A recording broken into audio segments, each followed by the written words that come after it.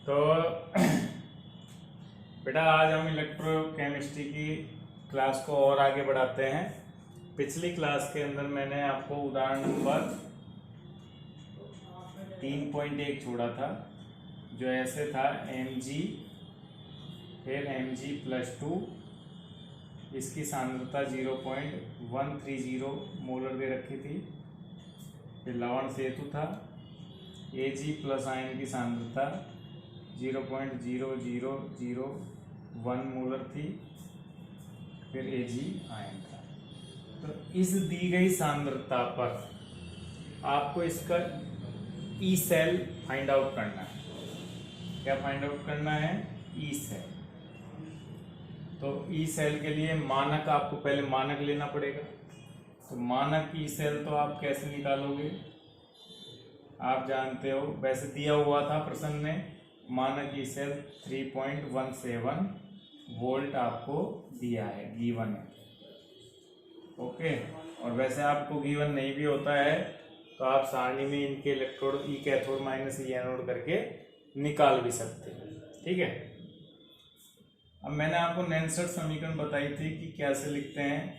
ई cell बराबर E cell not minus, या minus चिन्ह का ध्यान रखना, माइनस चिन्ह होता है तो वहाँ क्यूसी होता है, तो माइनस 0.059, ये मैं इसलिए लिख रहा हूँ, न्यूमेरिकल कर रहा हूँ, एन लॉग। अब उत्पाद में तो कौन आएगा? इसकी जो रिएक्शन होगी वो होगी Mg+2Ag is equal to Mg+2 plus 2Ag। ये इक्वेशन बनेगी। आप पहले मैंने सेल के प्रदर्शन से इक्वेशन लिखना आपको सिखाया था। अब इसके लिए अगर हम QC लिखें तो हम लिखेंगे Mg+2 आयन की सांद्रता। ये तो सॉलिड है, सॉलिड को हम शामिल करते नहीं है क्योंकि सॉलिड का सक्रिय द्रव्यमान 1 होता है, डिवाइड बाय Ag आयन की सांद्रता। अब Ag का गुणांक है और हम जानते हैं कि Kc या QC के व्यंजक में गुणांक पावर में चले जाते हैं, तो मैंने यहाँ इसको पावर में ले लिया। अब मैं इसी तरह से, अब आपको ई सेल निकालना है, तो ई सेल बराबर ई सेल नॉट की जगह तो मैं क्या लिख देता हूँ, 3.17 वोल्ट माइनस 0.059। एन का मान हम देख रहे हैं, यहाँ से यहाँ 2 इलेक्ट्रॉन ट्रांसफर हो रहे हैं तो 2 का भाग दे दिया तो 0.29 वोल्ट आ जाएगा। लॉग Mg आयन की सांद्रता 0.13 और Ag आयन की सांद्रता 10⁻⁻⁴ का स्क्वायर। इसको थोड़ा सॉल्व कर लेते हैं। ई सेल बराबर आ गया आपके 3.17 0.029 लॉग, इसको लिख सकता हूँ 13 × 10⁻⁶, क्योंकि 10⁻⁴ का स्क्वायर 10⁸ होगा, जो ऊपर जाएगा 10⁻+8 हो जाएगा, लेकिन ये पॉइंट को भी मैंने यहाँ किसका दिया तो 13 × 10⁻⁶ लिख दिया मैंने। ठीक है। अब ई सेल की वैल्यू हम क्या क्या निकाल सकते हैं? ई सेल बराबर 3.17 फिर माइनस 0.029 और इसको अपन लिख सकते हैं log 13 प्लस log 10⁻⁶। ठीक है, ऐसे लिख दिया। फिर इसको और आगे सॉल्व करते हैं हम।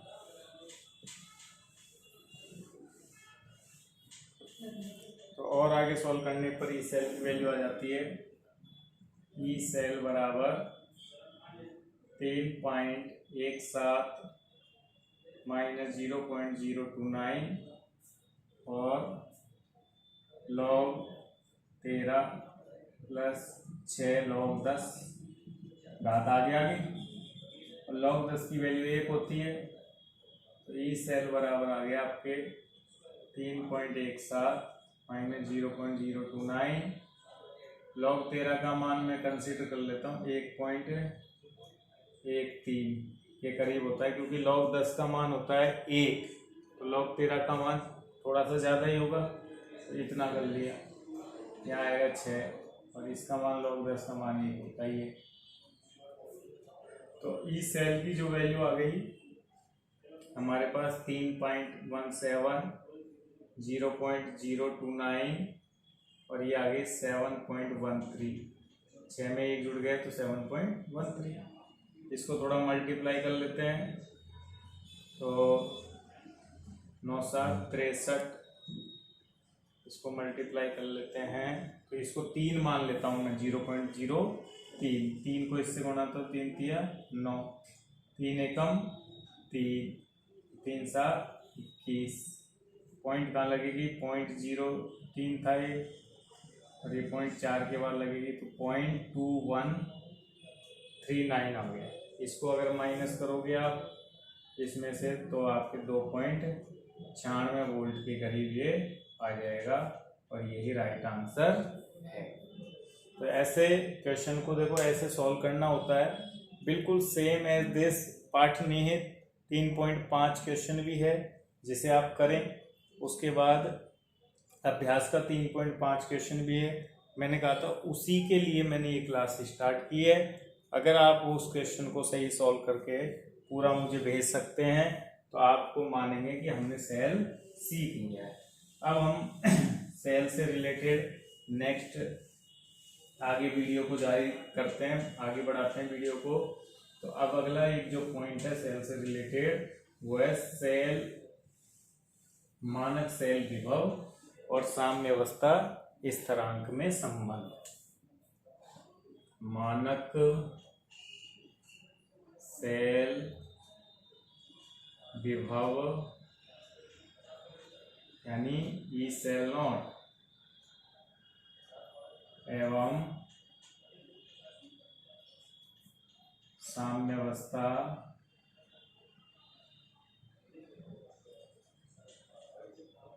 स्थिरांक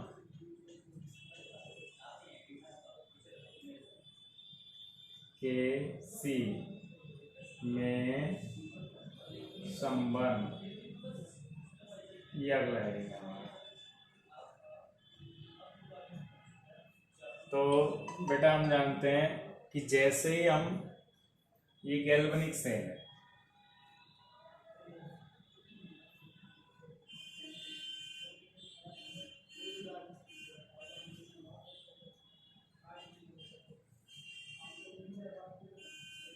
ये छड़ है, ये छड़ है, ये इसमें विलयन भरा हुआ है, ठीक है। ये इसमें वोल्ट मीटर लगा हुआ है, तो और ये इसकी कुंजी। तो जैसे ही मैं कुंजी दबाऊंगा सेल में धारा, इलेक्ट्रॉन इधर प्रवाहित होने लगेंगे, धारा इधर प्रवाहित होने लगेगी, जिससे विलयन में Zn+2 आयन की सांद्रता बढ़ने लगेगी, क्योंकि जिंक आयन विलयन में आने लगेंगे और कॉपर आयन विलयन से जाने लगेंगे। तो Cu+2 आयन की सांद्रता क्या होने लगेगी, घटने लगेगी, और जिंक आयन की सांद्रता Zn के आने से, क्योंकि इस पर अपचयन होता है ना, तो कॉपर आयन काम आ रहे हैं, तो काम आने से इनकी सांद्रता घटने लगेगी। जिंक विलयन में आता जा रहा है, इसलिए जिंक आयन की सांद्रता बढ़ने लगेगी। अब जिंक आयन की सांद्रता बढ़ने लगेगी तो जिंक का जो एनोड बनता है, तो एनोड का विभव क्या होने लगेगा, बढ़ने लगा, क्योंकि जिंक आयन की सांद्रता बढ़ने से एनोड पोटेंशियल का मान क्या होगा, एनोड विभव का मान क्या होगा, जिंक की सांद्रता बढ़ने से बढ़ने लगेगा।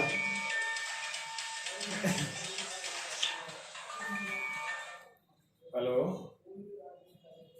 हाँ हमारा लक्ष्य ना, हाँ वही सर।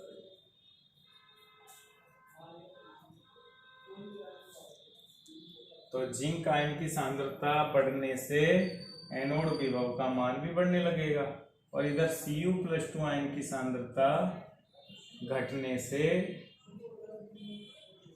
ई कैथोड जो विभव है उसका मान क्या होने लगेगा, घटने लगेगा।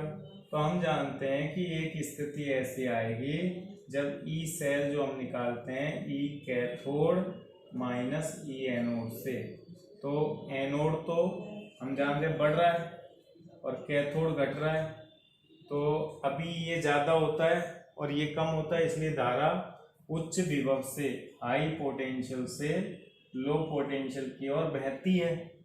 तो अभी कैथोड विभव ज़्यादा है ना, तो हाई पोटेंशियल है, इसलिए धारा लो पोटेंशियल की तरफ बह रही है। लेकिन एनोड विभव बढ़ता जा रहा है तो लो पोटेंशियल से हाई होता जा रहा है और ये हाई पोटेंशियल से लो होता जा रहा है। तो जिस कंडीशन में ई कैथोड और ई एनोड बराबर हो जाएंगे, उस कंडीशन में ई सेल क्या आएगा, यहाँ बराबर हो जाएंगे तो जीरो आएगा, और जीरो आएगा तो इसका मतलब सेल में धारा बहना स्टॉप हो जाएगा, सेल में धारा बहना बंद हो जाएगा।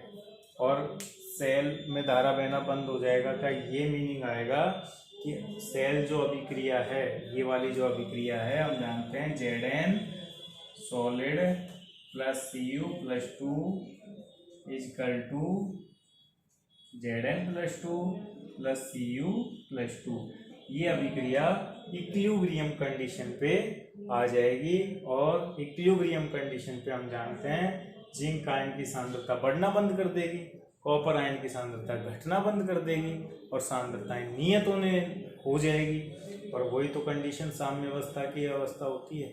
और साम्य अवस्था पर हम जानते हैं कि Kc Qc की जगह हम Kc काम में रख सकते हैं। तो साम्य पर हम जानते हैं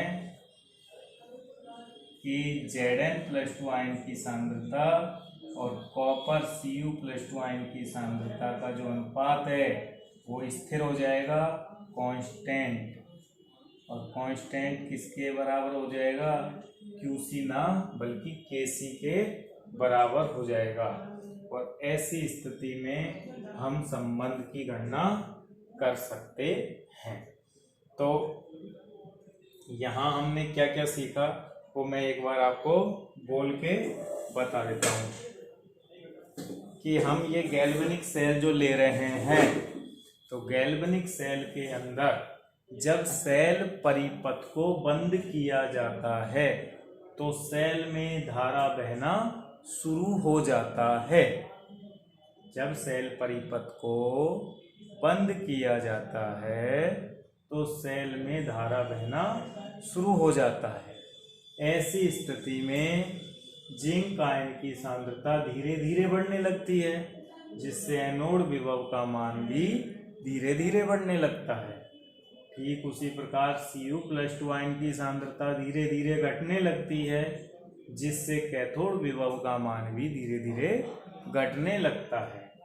जब ये घटकर तथा ये बढ़कर एक दूसरे के बराबर हो जाते हैं, उस स्थिति में वोल्टमीटर जीरो पाठ्यांक को दर्शाता है, जो जीरो पाठ्यांक इंगित करता है कि ये सेल अभिक्रिया साम्य अवस्था पर पहुंच चुकी है तथा जिंक आयन एवं कॉपर आयन की सांद्रताएं स्थिर हो चुकी हैं।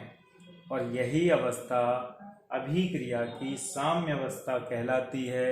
और साम्य अवस्था पर जिंक आयन और Cu+2 आयन की सांद्रता का अनुपात भी स्थिर हो जाता है, जिसे Qc से ना दर्शाकर हम Kc से दर्शा सकते हैं। और अब साम्य अवस्था पर हम डैनियल सेल के लिए नैनसट समीकरण को अप्लाई करते हैं। तो ये सारी बातें आप समझ चुके होंगे। अब मैं ये संबंध लाने के लिए क्या लिख लेता हूं,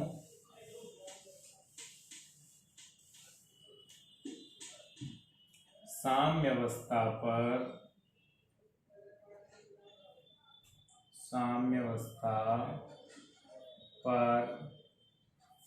डैनियल सेल के लिए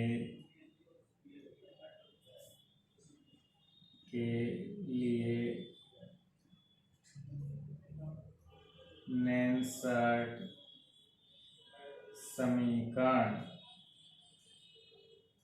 लागू करने पर और नेल्सन समीकरण होती है ई सेल बराबर E cell not minus 2.303 RT। अब मैं एक डेरिवेशन कर रहा हूँ इसलिए मान नहीं लग रहा। NF log 10 QC, ठीक है। ये क्या है? अभिक्रिया लब्धि गुणांक। Answer we know that. अब हम क्या जानते हैं? We know that at the equilibrium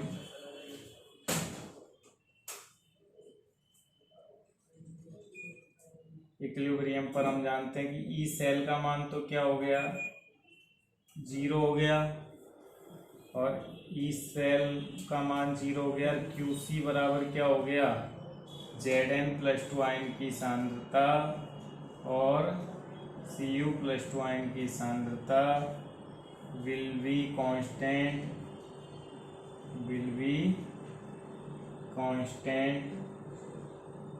और इक्वल टू Kc के बराबर हो गई। तो ये मान अगर मैं इस समीकरण में पुट कर देता हूँ तो पुट करने के बाद देखो क्या मिलेगा मुझे।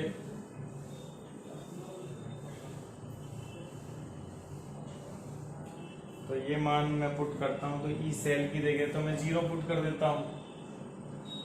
ई सेल नॉट की जगह ई सेल नॉट ही रखेंगे हम। Minus 2.303 RT upon NF log 10, और इसकी जगह क्या पुट कर दिया? Kc पुट कर दिया। अब मुझे संबंध Kc और ई सेल मानक सेल विभव में तो निकालना था। तो संबंध निकालने के लिए अब मैं इसको पक्षांतरण कर लेता हूं। पक्षांतरण करने पर ई सेल नॉट बराबर, इस पक्ष को इधर ले गए जिसको मैं इधर लिख दूँ चाहे इधर लिख दूँ, 2.303 RT upon NF log 10 base में Kc। न्यूमेरिकल सॉल्व करने के लिए ये संबंध है। ये क्या है अभी? संबंध है।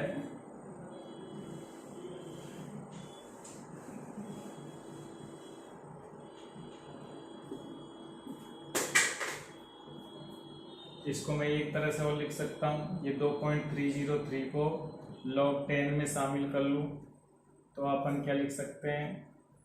ई सेल बराबर NF ई सेल बराबर RT log Kc, ठीक है। इसको दोनों तरफ माइनस से गुणा कर दो। Minus NF E cell not, इधर भी माइनस RT log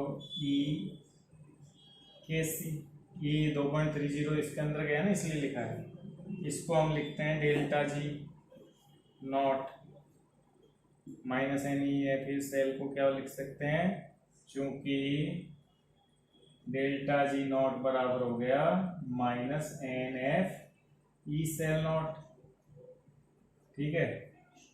तो डेल्टा जी बराबर माइनस RT log Kc। इस माइनस RT का भी भाग दे देता हूं तो log Kc बराबर क्या लिख देता हूं? Minus delta G upon not RT। ई क्या है? ई है एक आधार जिसको मैं लिख सकता हूँ Kc बराबर ई की power minus delta G not upon RT। ये भी एक संबंध इस तरह से भी व्यक्त, या तो ऐसे व्यक्त किया जा सकता है या फिर ऐसे व्यक्त किया जा सकता है। इसको हम संबंध बोलते हैं। कितने मिनट हो गए। ये दो संबंध आ गए। इन दो संबंध के बाद एक न्यूमेरिकल सॉल्यूशन के लिए हम क्या लिख सकते हैं, तो न्यूमेरिकल के लिए आ जाते हैं। फॉर न्यूमेरिकल सॉल्यूशन, तो देखिए ई सेल नॉट बराबर मैं लिख सकता हूं इस 2.30 एफ को क्या लिख देते हैं, वो 0.059 अपॉन एन log 10 KC। अब यहां से आप न्यूमेरिकल सॉल्व कर सकते हैं। जैसे आप जानते हो फॉर डेनियल सेल के लिए क्वेश्चन है, डेनियल सेल के लिए मानक सेल विभव 1.1 वोल्ट होता है। मैंने पहले भी गणना कराई थी। तब Kc की वैल्यू क्या होगी, तो देखिए इस संबंध को लगा लेता हूं मैं।